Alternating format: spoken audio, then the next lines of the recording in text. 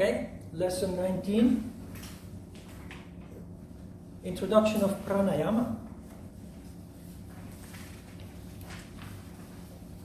And after the Kriya exercises, this really should not be difficult at all. It's a very natural transition from Kriya to actual Pranayama. And Pranayama is energy control.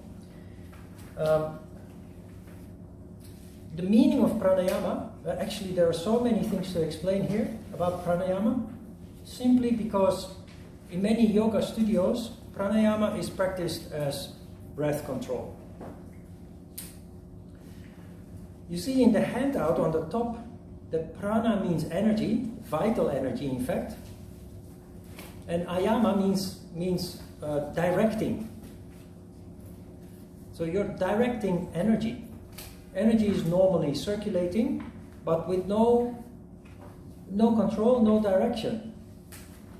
Therefore, our condition throughout the day and the night is always fluctuating, depending on circumstances, depending on what we eat, what we think, what we feel, whether we have enough sleep, etc.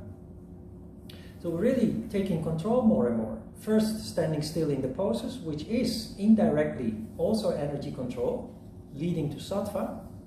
And with pranayama, you intensify that control of energy, and actually you start developing the ability to either increase Shiva energy or Shakti energy, which means you can change your condition. You find yourself in a condition of laziness, and you understand that laziness is a tamas condition, so you do something that increases Shakti. You can make a walk on the riverside, go to the gym, ride a bicycle. That creates Shakti. But often that activity, because that activity is kind of coarse, you overshoot the goal by creating too much Shakti, and so you always have to come back. And you keep that fluctuation between tamas and rajas going. The cycle is continuing. So pranayama is more subtle, and you can simply increase the amount of Shakti, leading to eventually to sattva. Now you can question this, and it's very reasonable to question this, because breath control, that is easy to understand, easy to grasp. But energy, what is energy? Well, for one thing, that is why it was so important to go through the Kriya exercises. Another thing you have to understand about interpreting pranayama as breath control, there are, including Nadi Shodhana pranayama, there are 9 different exercises. They are all described in chapter 2. The Hatha Yoga Pradipika. There's no secret about that.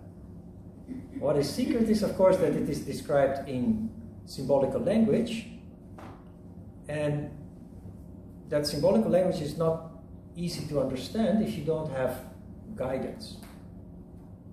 So every sutra you will see that introduces a new exercise, just like with the Kriya exercises, will tell you that you need guidance from a teacher, a guru, a siddha, every time they use another concept, but it all comes down to the same. It simply means you cannot do this on your own, simply with a book.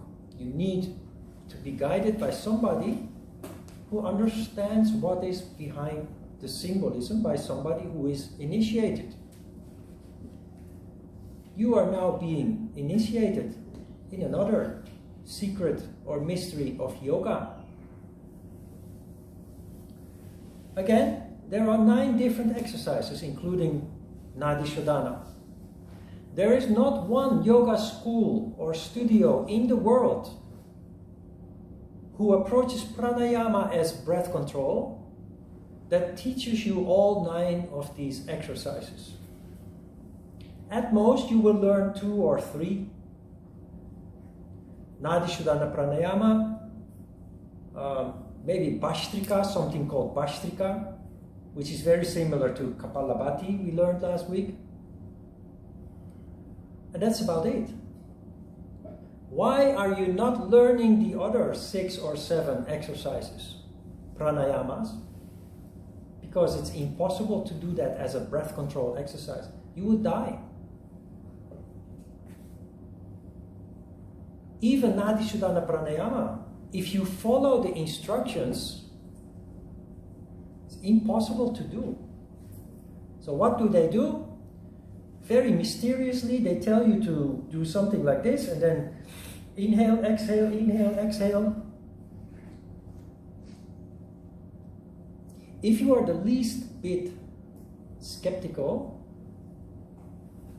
you would question inhaling and exhaling through the different nostrils. I did. The book that I learned yoga from 36 years ago also introduced Nadi Shodhana Pranayama. And it also told me I did breath control. And don't get me wrong, breathing exercises are good. They're good for your lungs. They are good for increasing oxygen in your blood circulation. But there's one thing that they don't do. They do not lead to the improvements that the Hatha Yoga Pradipika promises. So, just like with asana, if you do asana incorrectly as an exercise, without taking breaks in between, without standing still, it's still good to exercise. So with pranayama it's the same. It's still good to do breathing exercise, but if you know real pranayama, it has much more to offer.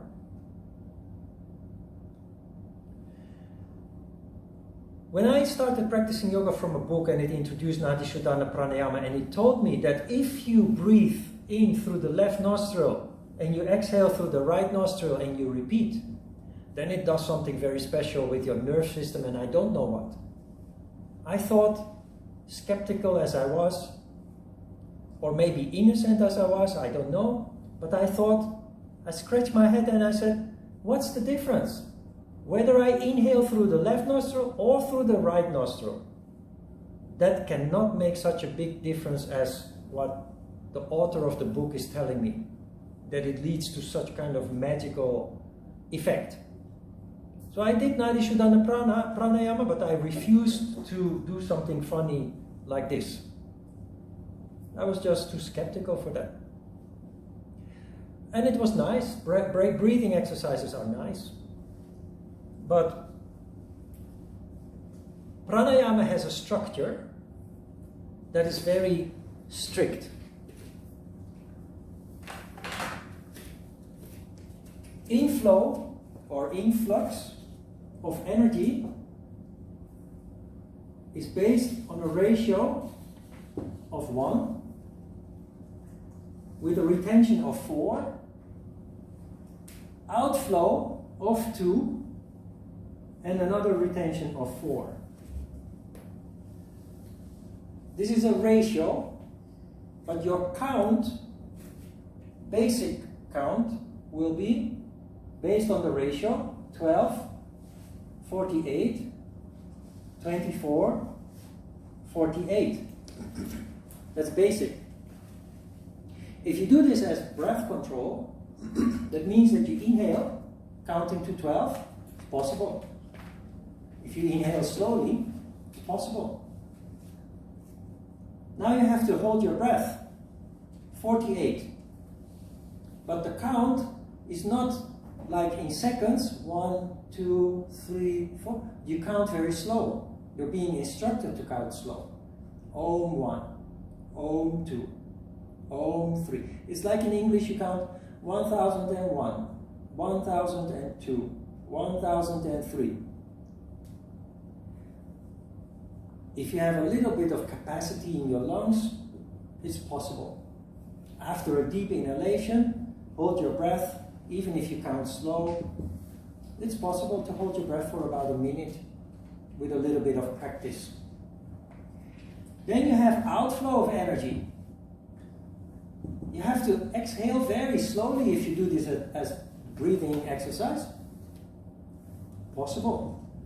Although, after holding your breath for so long, you're gasping for breath, gasping for air. So although possible, very difficult. Already here you get in trouble. Now, after fully exhaling, you hold your breath again. This is where it becomes impossible. Worse, this is basic count.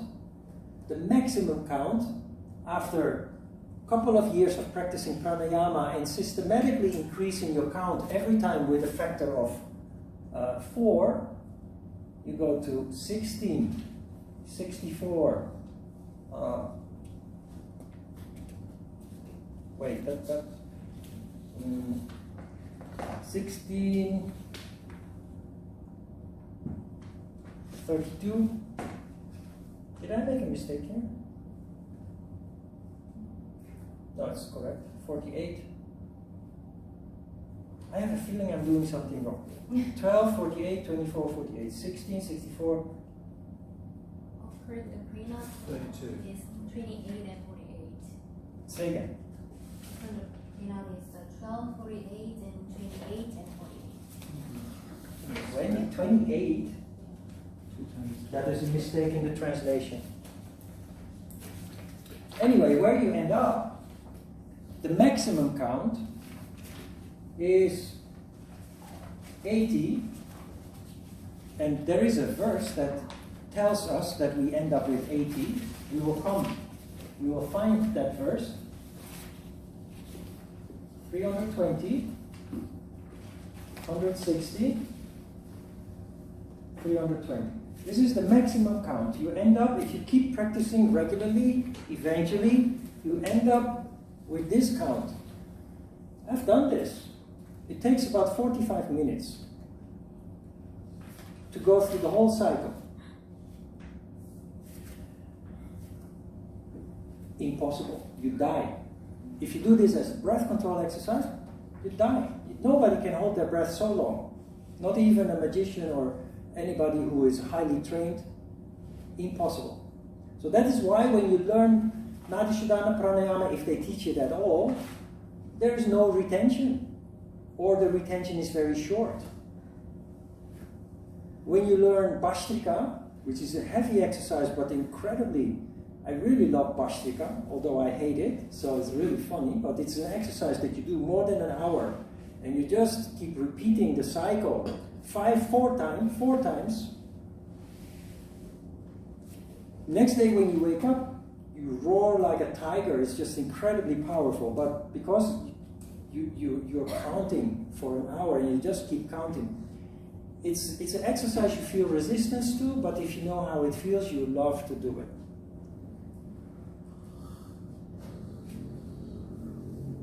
When you do Bhastrika, it's more like Kapalabhati, where you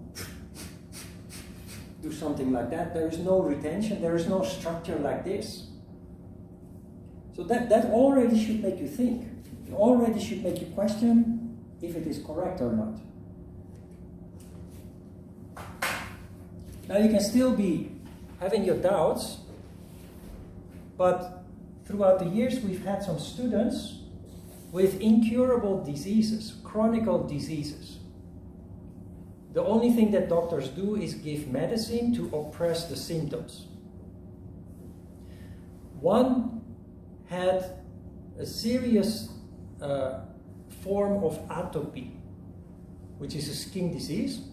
Even in the summer, she would wear turtlenecks because the skin was totally raw, red, always scratching.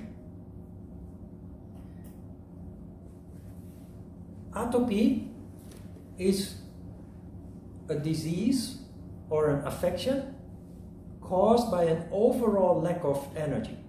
And interestingly, my observation has led me to the conclusion that most chronic diseases are in fact caused by an overall lack of energy. So both Shiva and Shakti are lacking.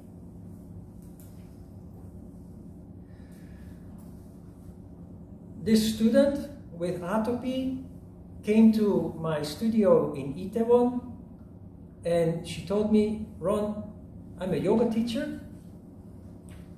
I became yoga teacher by default because I was born with this medical condition, and since I was born, my parents have tried everything.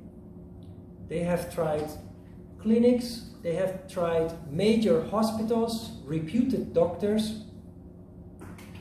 They have tried Oriental medicine, traditional medicine. They have tried quackery.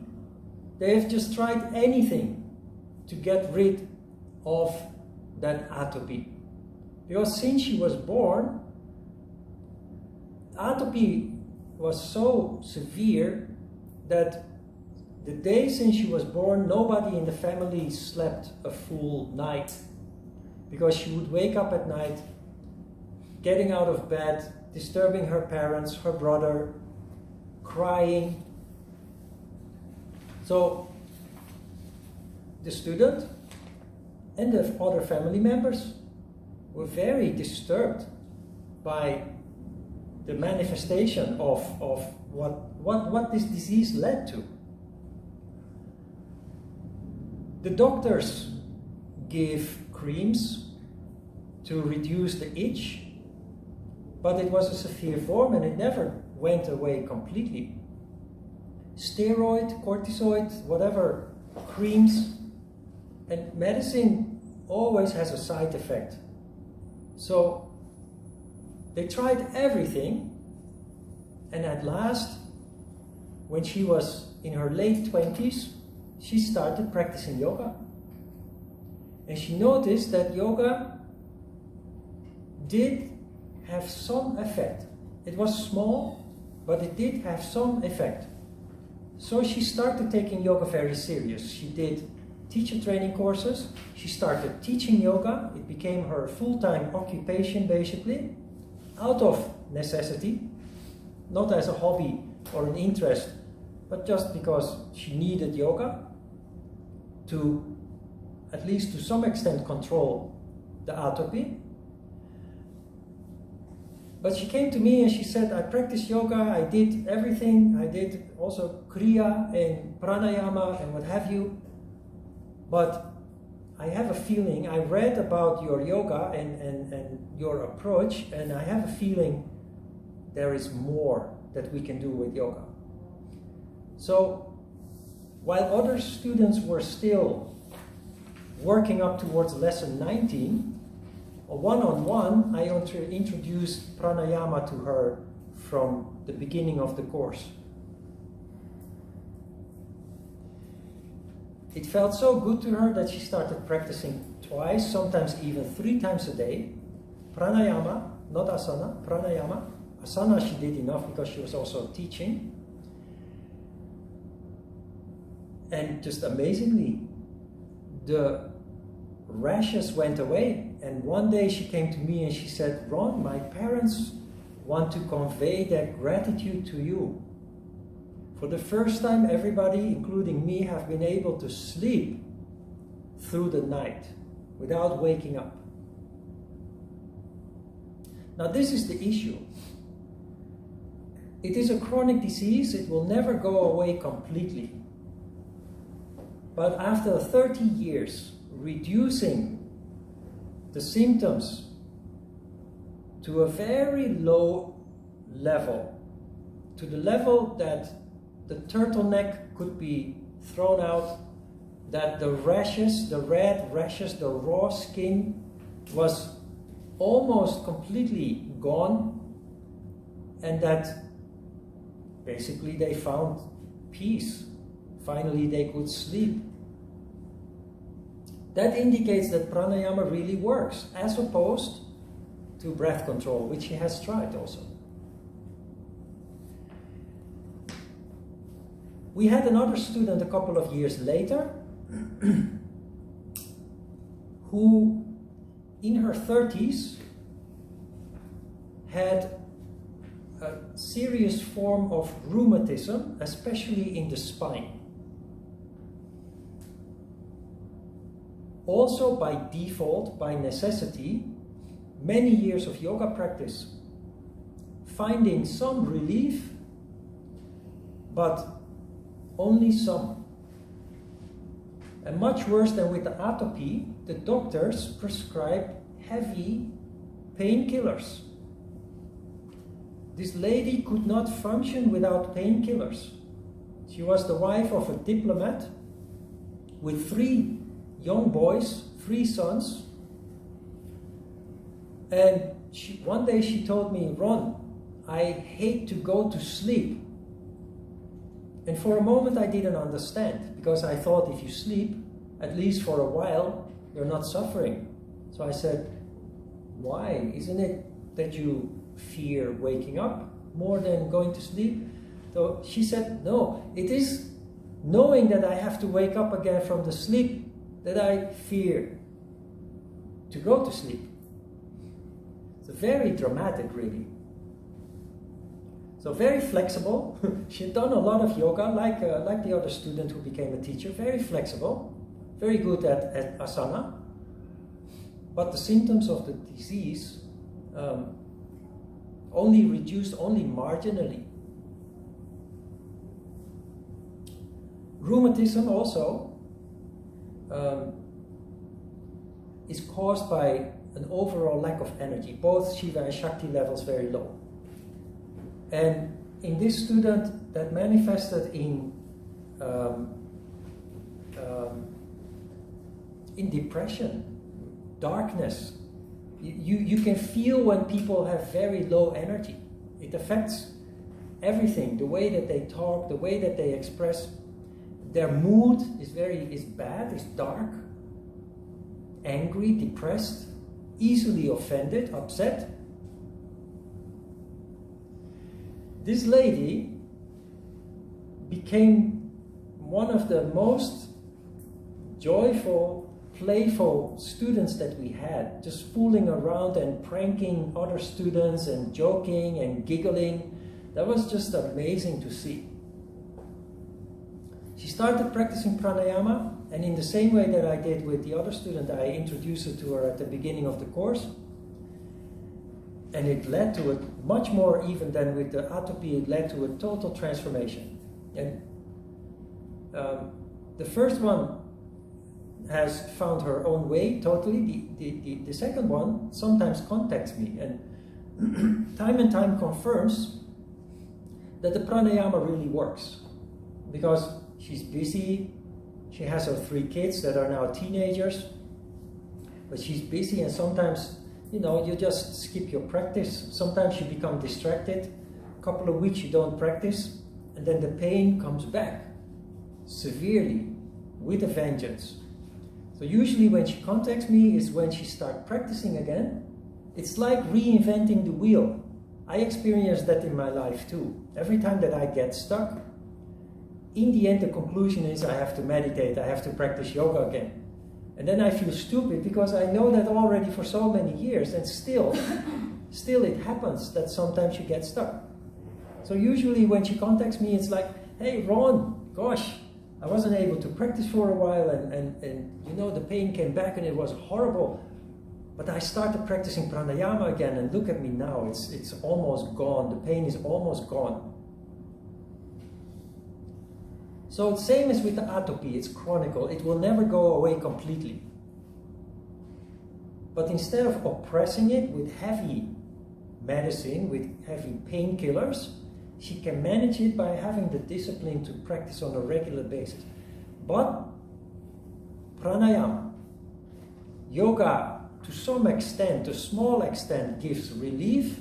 It's, after all, it's about, when you talk about rheumatism, it's about the bones, the joints. But that relief is rather small.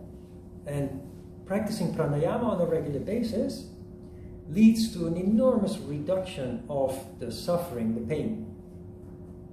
So for me, I had no problem believing that pranayama works, but having experienced people improving so much, so clearly,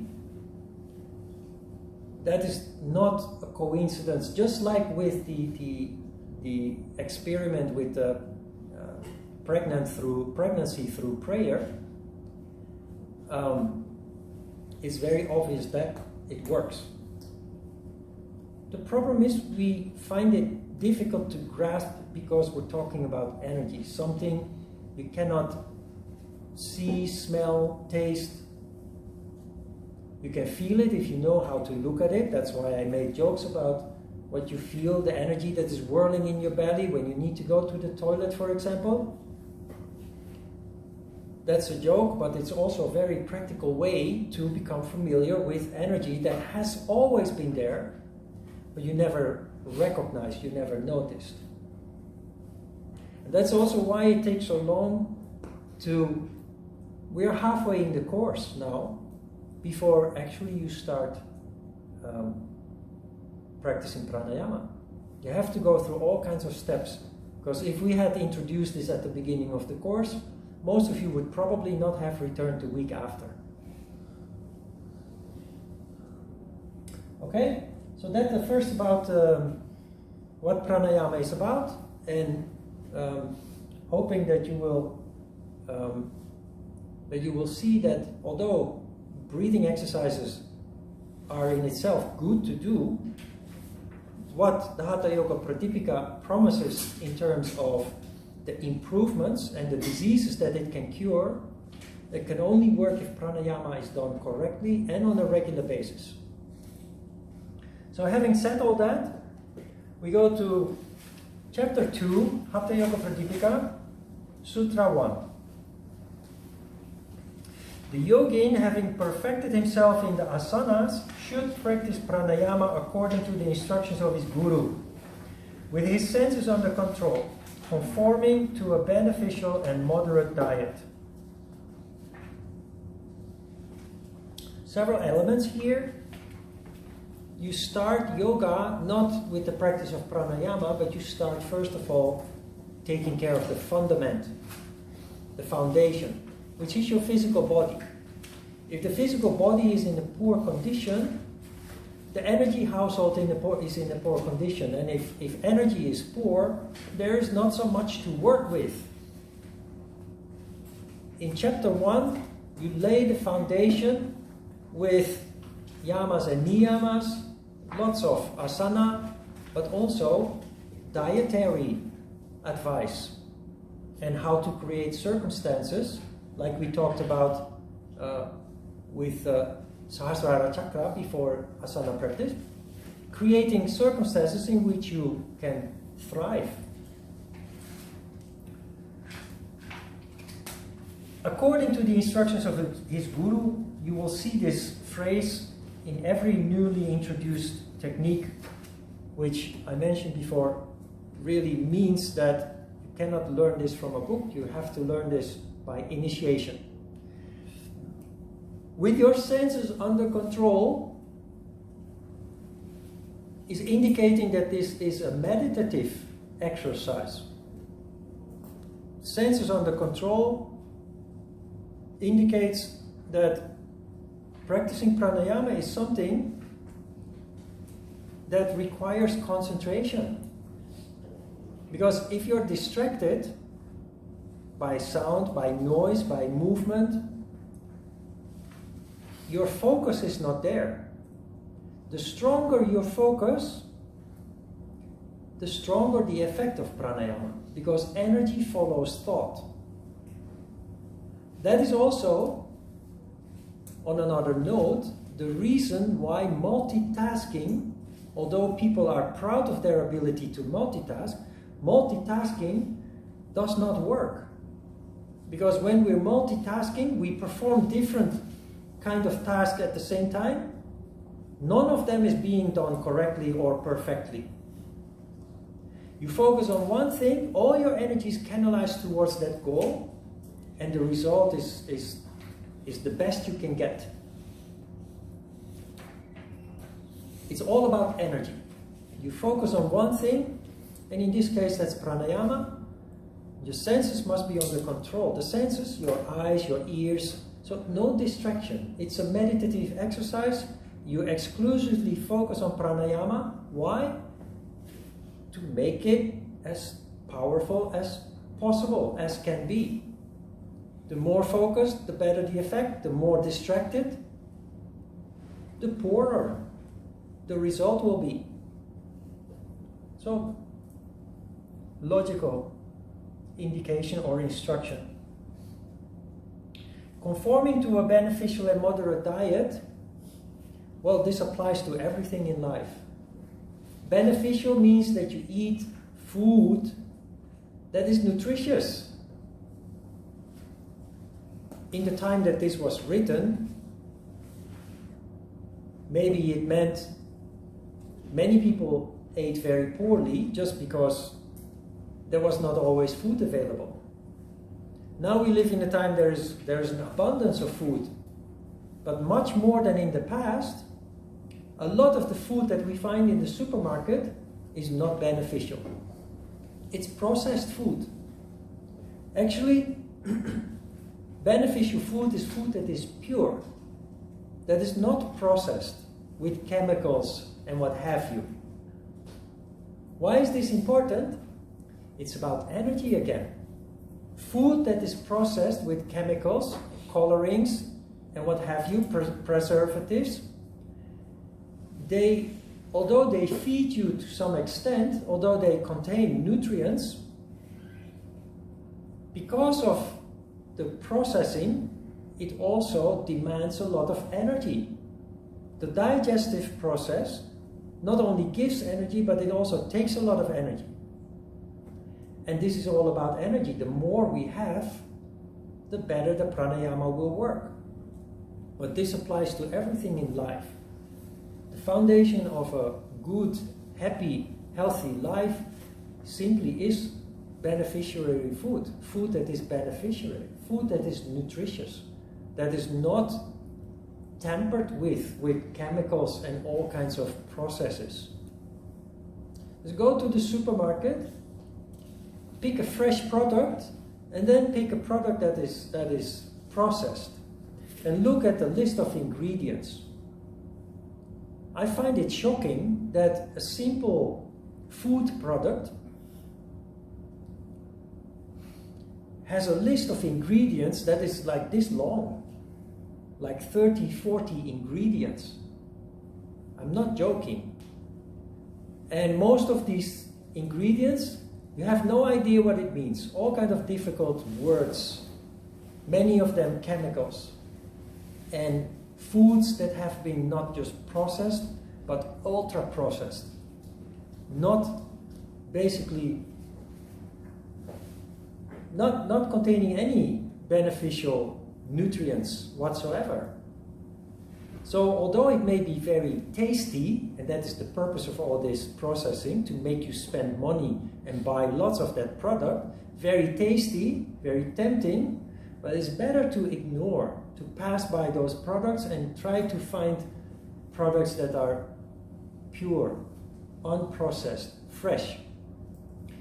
When you start to look at the supermarket in this way, you will realize that the majority of the food products, 80% of the food products, is in fact processed.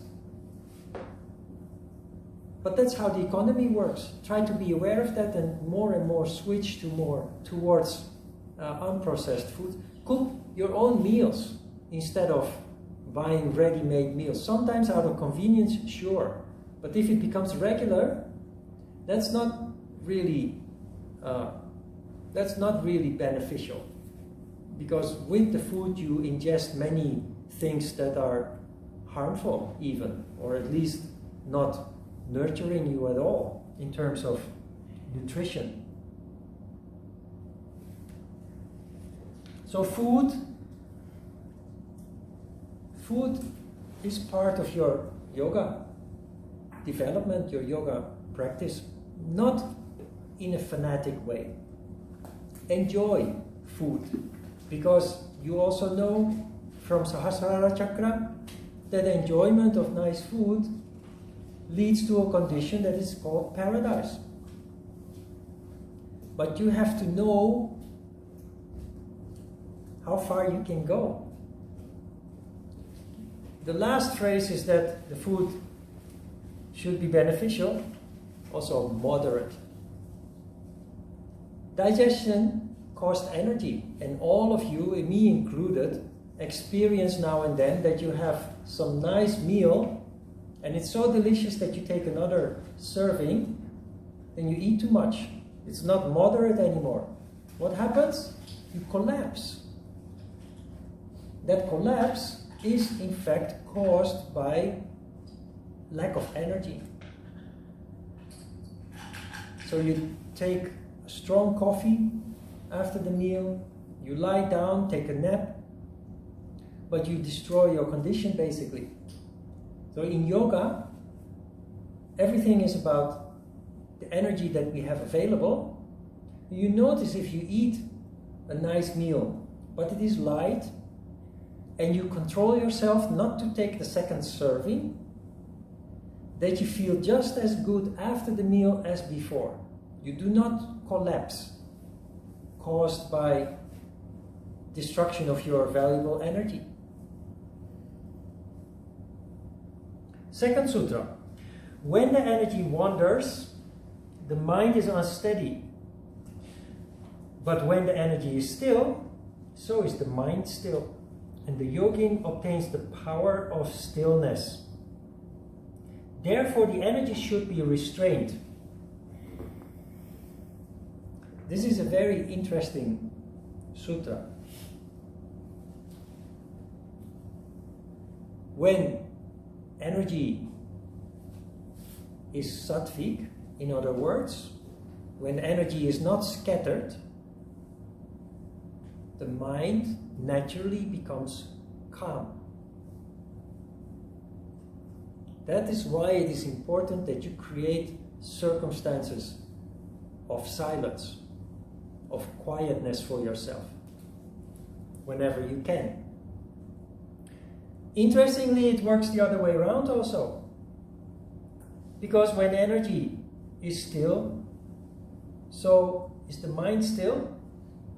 When you are in circumstances where you are distracted because of people's activities, because you are disturbed by a conflict or something that is distracting you, instead of creating silence where the mind becomes calm, you calm the mind, creating circumstances of quiet. It works both ways. You can either harmonize the energy leading to a meditative state, and you will see that pranayama is in fact part of your meditation. It will lead to a better, more intense, deeper meditation.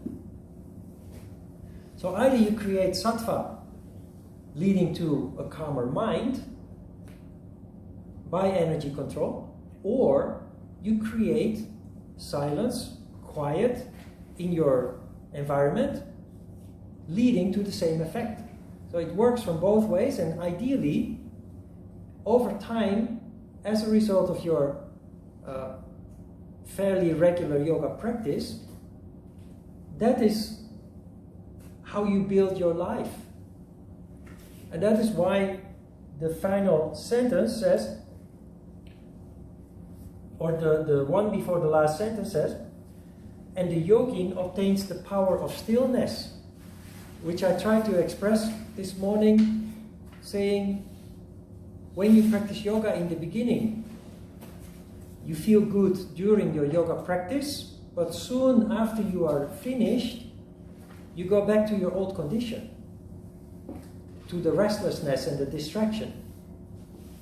But if you continue to practice and integrate everything that you learn, not only about your practice, but about how the mind functions, how ego is influencing your peace of mind, how creating circumstances at home and in the workplace that are beneficial to your peace of mind, that condition that you experience during your yoga practice becomes more and more extended, and eventually it becomes a new way of life. The yoga becomes you, you become yoga, the ultimate fusion or unity takes place. That is how you become actually a yogi or a yogacharya, living yoga, not as something superficial, but something that is 24 hours a day, 7 days a week, naturally. 3. Life is said to exist only so long as there is energy in the body. The energy's departure is death. So one should restrain the energy.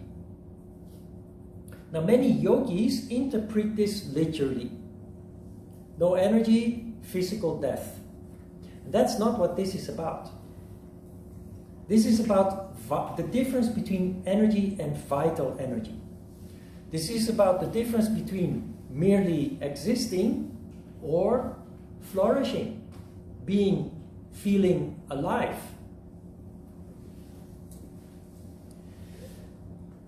Prana is vital energy. Prana is something that not everybody possesses. Many people, they have energy, but lack vitality. When you lack vitality, the spirit does not function. There is no inspiration, there is no enthusiasm, gladness. All the higher functions are dead. That is what death means here, the death of the spirit, not the physical body. If you interpret this literally, you come to the conclusion that you could be immortal, which is, there are yogis and yoga teachers that claim that you could be immortal, only leading to you constantly feeling as a failure. Because they paint a picture of perfection in which you would never die. And yet, they die themselves. And you will die too, because the reality of life is we all die. But that is not what this is about. It's not about physical death. It's about functioning on the lowest level of existence, merely getting by, basically, going through the daily motions, or being full of spirit, enthusiasm. Look around you, and you will see that the majority of the people in our society, not only in Korea, also in Holland and other societies, are in fact in that condition where there is no life, no spirit, because their energy is low. That's what this sutra means. Very interesting. Then everybody can create a condition where you are coming alive. And I've made some jokes about it, but every time that I lose that condition, I lose more hair. It's how I started becoming bald in my mid-20s. Every time when I got stuck. So you fail and you make corrections and you develop more and more insight in how it works and what it really means as a result of that process. The fourth sutra. When the nadis are full of impurities, the energy does not go into the middle. Sushumna nadi. How can there be unmani avastha? How can there be the attainment of the goal?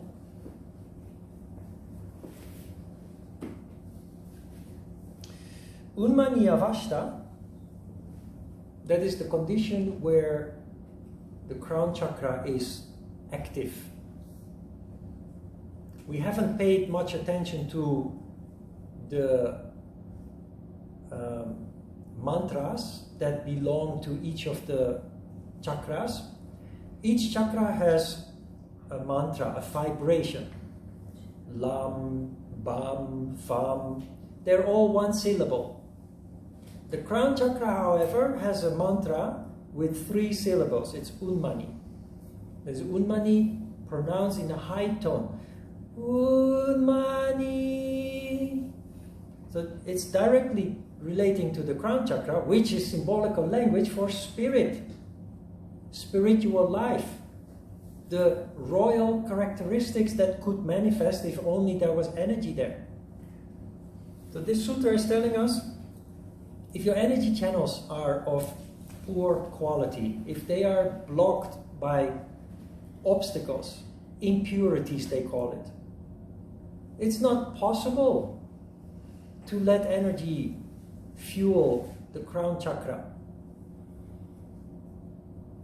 Nadi Shodhana Pranayama is an exercise where you purify the energy channels by accelerating the energy.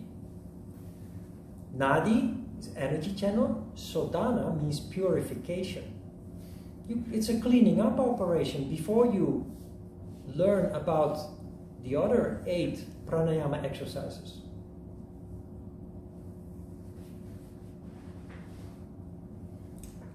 Where do these impurities come from? That is your karma. All your experiences in life since you were born, and allegedly, if you believe, from previous lives, cause obstacles in your energy channels.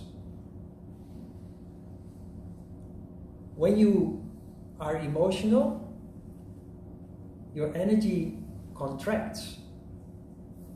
When you are traumatized, your energy contracts. And throughout life, there are all kinds of experiences that leave behind obstacles in the energy channels, the nadis. So by accelerating the energy circulation, you gradually clean them up. It explains also why sometimes people who practice yoga, they end up becoming very emotional at some point in their development. Even they start crying.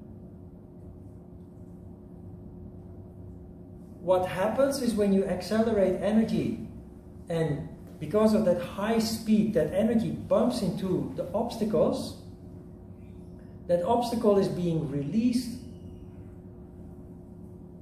But that obstacle is related to a subconscious memory, a trauma, a memory of pain. So that with the cleansing of the obstacle, often that memory rises to the level of consciousness, comes during our meditation, comes to our mind. That is explaining why sometimes people can become very emotional during a meditation. How to deal with that, we will talk about lesson 28, 29. You should not, when that happens, drown yourself in that emotion, because then you harm yourself. It just teaches you something about who you are, about your past, and the things that you went through subconsciously.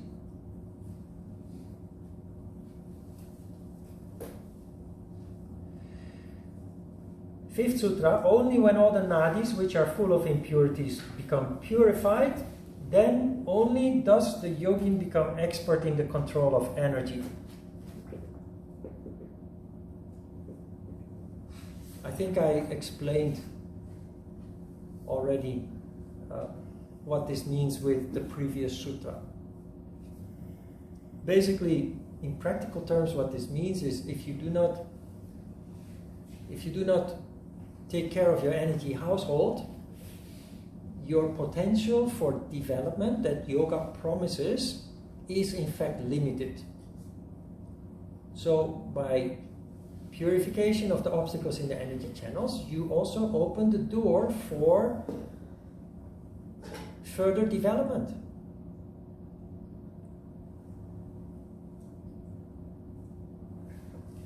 Sixth sutra.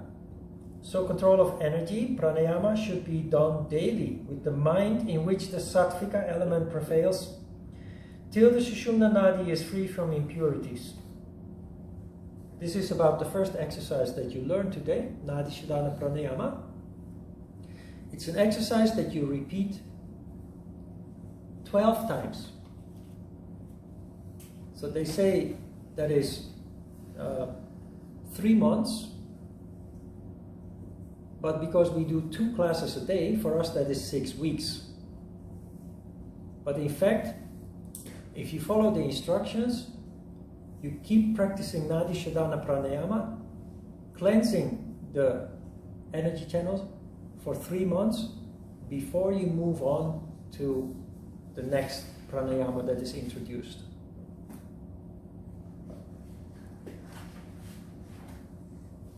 Control of energy should be done daily with the mind in which the sattvika element prevails. Sattvika is derived from the word sattva.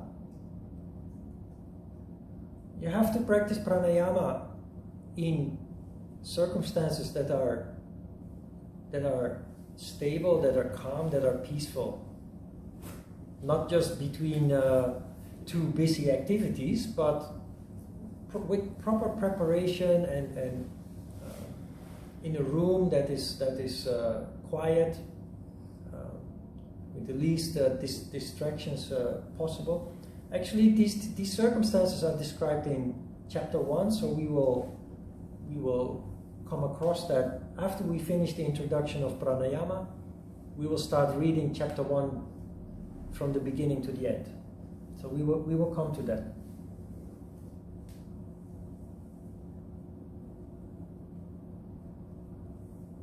Seven. The yogin assuming the Padmasana should draw in the energy through the moon, and having retained it as long as possible, should then release it through the sun. Okay. Now, based on what you know about prana, do you understand what is written here? Do you understand what the moon and the sun mean here? Yes. Chandra Bindu and Surya Bindu. So not your left nostril or your right nostril.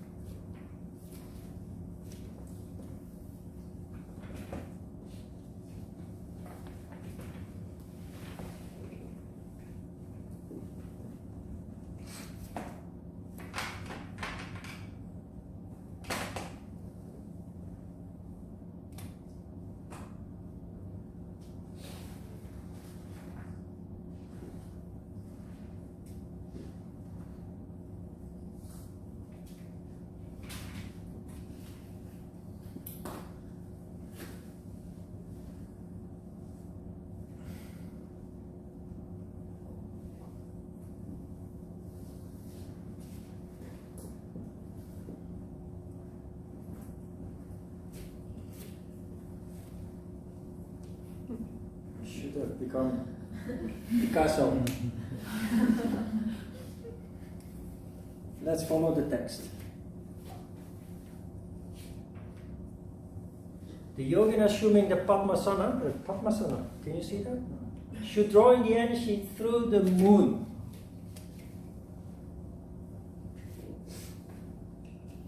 Blue.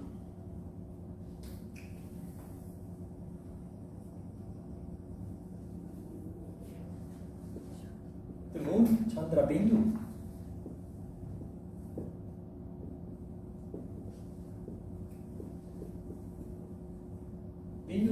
Bindu is a gate. So the moon gate. You draw energy in, you're fully familiar with this concept because we went through the Kriya exercises step by step. Now you start to see why the Kriya exercises are of such great practical value.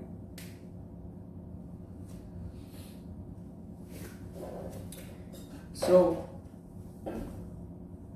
you draw in energy through the moon, which is like swallowing the piece of cloth in Dauti. Having retained it as long as possible, should then release it through the sun.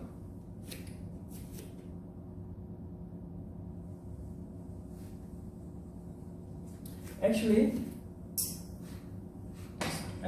Surya Bindu is in the center of Muladhara chakra, so I should not picture it outside, but at the bottom of the spine.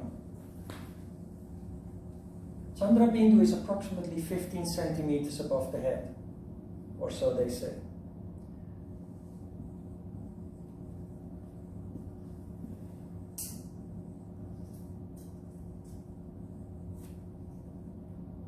You should then release it through Surya Bindu. This is only the first step.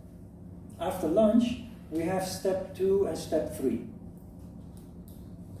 This is kind of like the Kriya exercise, it's just a preparation. But this is what we will do before lunch. We sit down on our cushion, we close our eyes.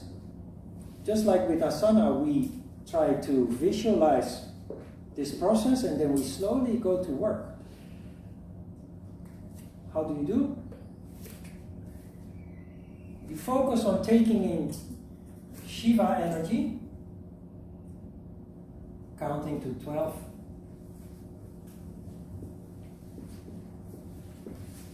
Then you retain. That is called Kumbhaka.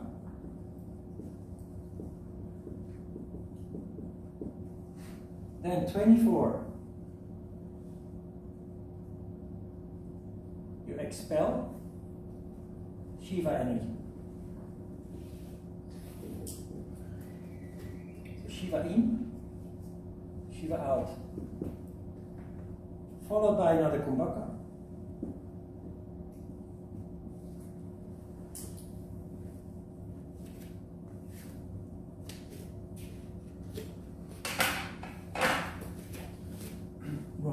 Yes. Where do you retain the energy? Yes, we'll come to that. Good question. At least one student who pays attention. Just kidding. Playing with your ego.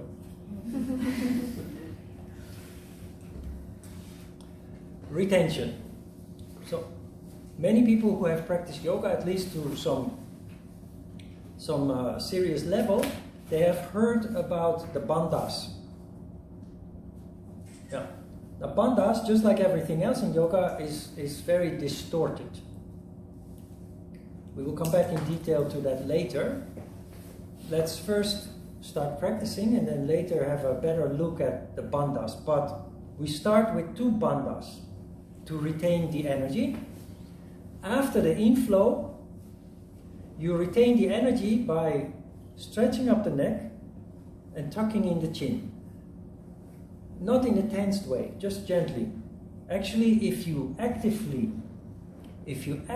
tilt the pelvis and straighten the neck, the back and the neck, those 2 bandhas are actually already in place. To do this consciously, at first, you stretch up the back of the neck and you tuck in the chin, while actively tilting the pelvis. Tilting the pelvis activates muscles in the bottom of the hips, the pelvic bottom muscles, and that constitutes what is called Mula Bandha.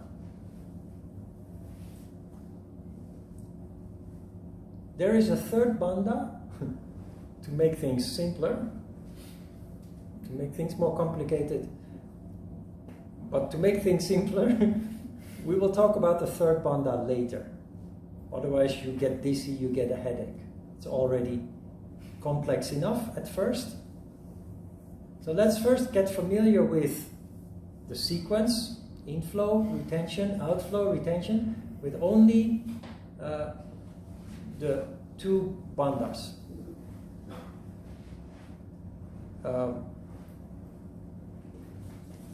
Uddiyana Bandha and Mula Bandha. No? Jalandhara Bandha. Jalandhara Bandha is the throat lock, we call it the throat lock. And Mula Bandha, Mula, you see the word Mula, Muladhara. Yeah, the Mula Bandha is in the center, like you basically close off Surya Bindu, Chandra Bindu. So Mula Bandha is in the center of Muladhara chakra, like Surya Bindu. It's in the center. It sounds very complex, and just like with energy control, it's difficult to realize. It's kind of vague. That's why I'm telling you, if you actually just actively sit straight, those bandhas are already in place. Why is this important? Because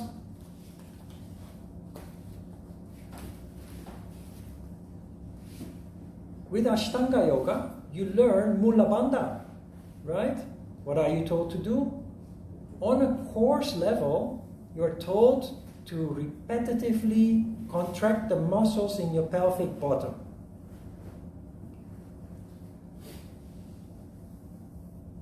There is no repetition here, and there is no coarse engagement of the muscles. It's a subtle engagement that is caused simply by tilting the pelvis and stretching up the spine. If you attend an Ashtanga Yoga class and you're being told to repetitively squeeze the pelvic bottom muscle, do not participate. Because it leads to disharmony, not harmony. It leads to sexual arousal. That's not what yoga is designed for. Yoga is designed for sattva.